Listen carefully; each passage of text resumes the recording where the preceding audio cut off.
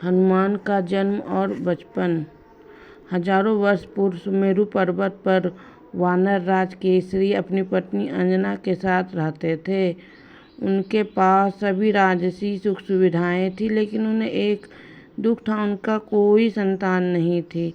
इसी दुख के निवारण के लिए वे एक दिन अपनी पत्नी अंजना के साथ महान ऋषि मतंग के आश्रम पहुँचे। वहाँ पहुंचकर वे ऋषि को प्रणाम करके उनके पास ही बैठ गए। तब ऋषि ने उनसे कहा, कहो वत्स, तुम बहुत चिंतित लग रहे हो, मुझे अपनी चिंता का कारण बताओ। तब वानरराज ने हाथ जोड़कर ऋषि से अपने मन की व्यथा कह सुनाई। ऋषि ने ध्यान से उनकी सारी बात सुनी और बोले, राजन, तुम अपनी पत्नी के साथ वेंकटाचल पर्वत पर जाकर स्वामी भगवान वेंकटेश्वर की आराधना करके पवित्र आकाशगंगा नदी में स्नान करो, तुम्हें शीघ्र ही पुत्र रत्न की प्राप्ति होगी।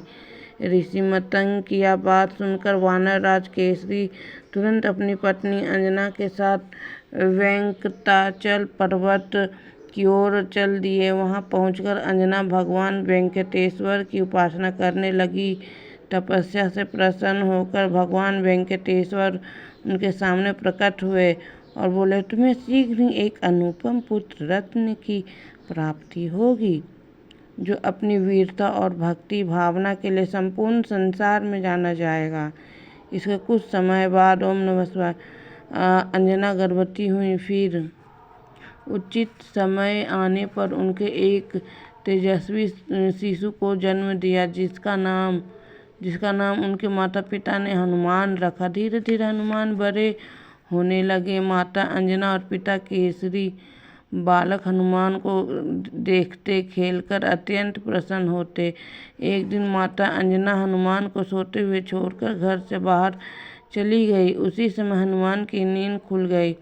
उन्हें भूख लग रही थी, सो उन्होंने अपनी माता को पुकारा, लेकिन वहां से कोई भी नहीं था।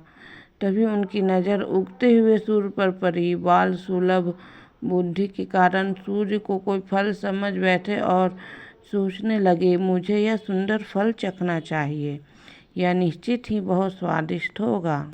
यह सोचकर बालक हनुमान तुरंत अपने महल से निकलकर सूर्य की ओर उड़ चले। जब वे सूर्य की ओर जा रहे थे, तब उन्हें बहुत से यक्षों और देवताओं ने उड़ते हुए देखा। एक वानर ने इतनी तीव्र गति से उड़ते हुए देखकर वे एक दूसरे से बोले, देखो तो इस वानर को, किस प्रकार निर्भय होकर सूर्य देव की ओर बढ़ता जा रहा है। हमें तुरंत इस बात की सूचना देवराज इंद्र को देनी चाहिए।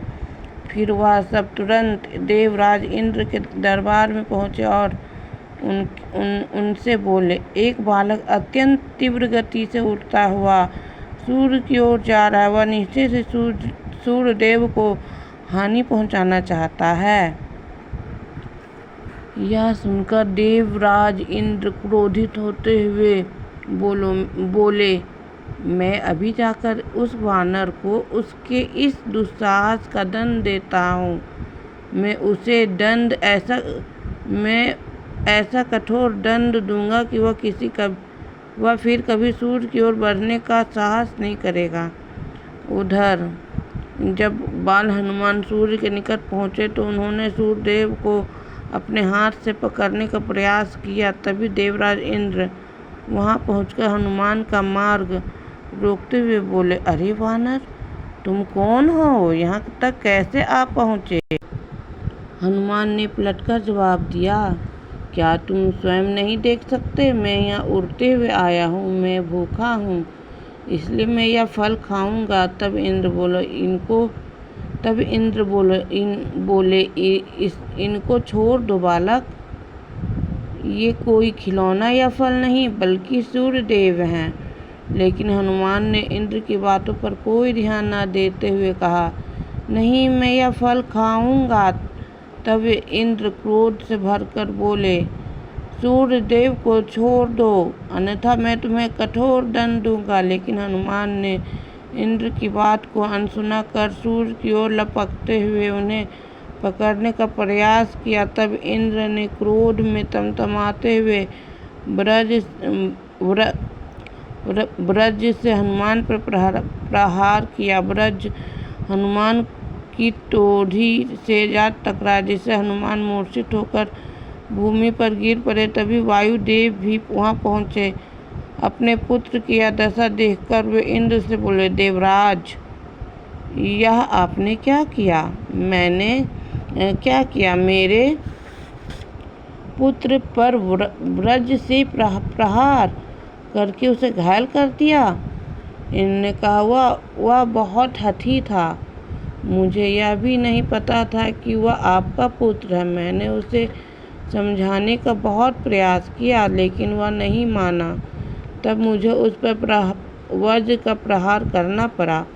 लेकिन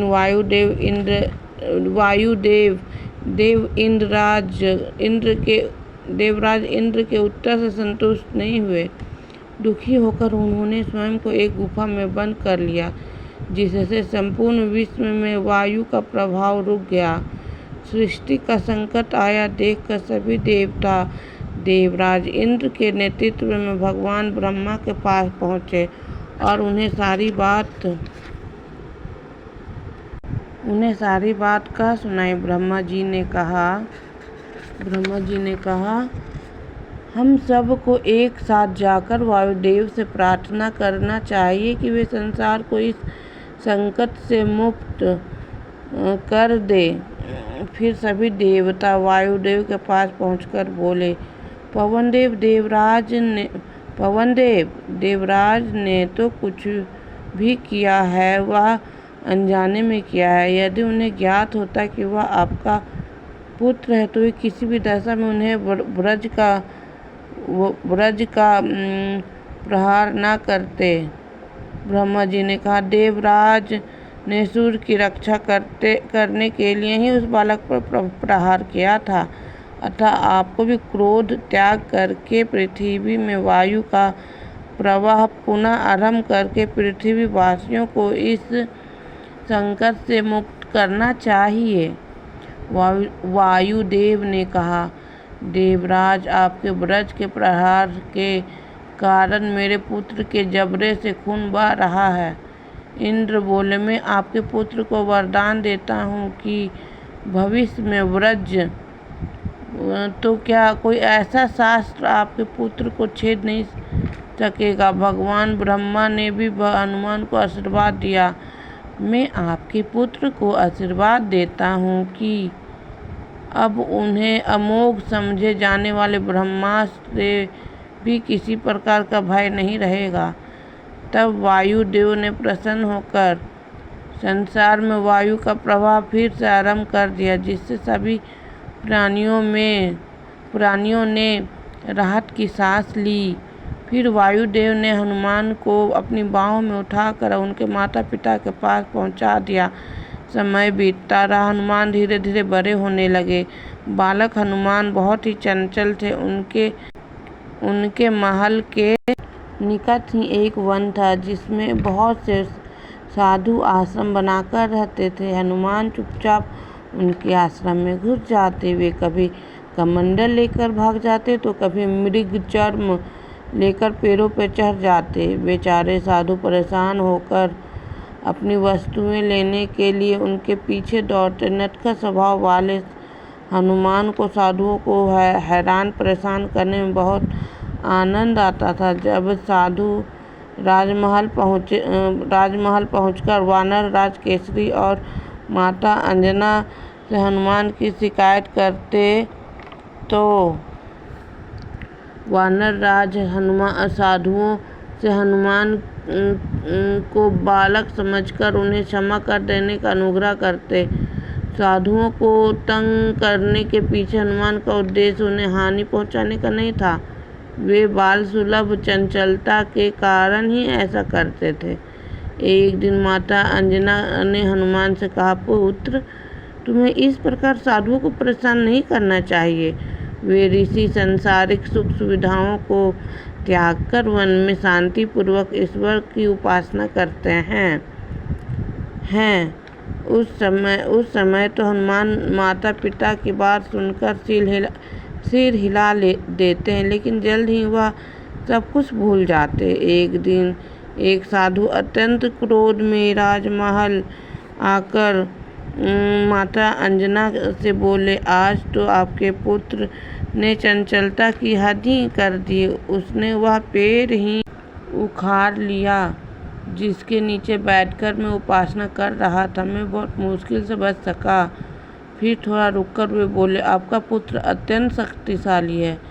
इतनी कम उम्र में इतनी अधिक शक्ति होना ठीक नहीं, इसलिए मैं उसे शक्तिहीन बना दूंगा। यह सुनकर माता अंजना बोली, ऋषिवर ऐसा मत करिए। मैं आपको विश्वास दिलाती हूँ कि मेरा पुत्र अब आपको कभी परेशान नहीं करेगा। मैं उसे समझाऊंगी। लेकिन ऋषि माता अंजना की बात कोई ध्यान न देते हुए बोले, मैं हनुमान को श्राप देता हूँ कि वह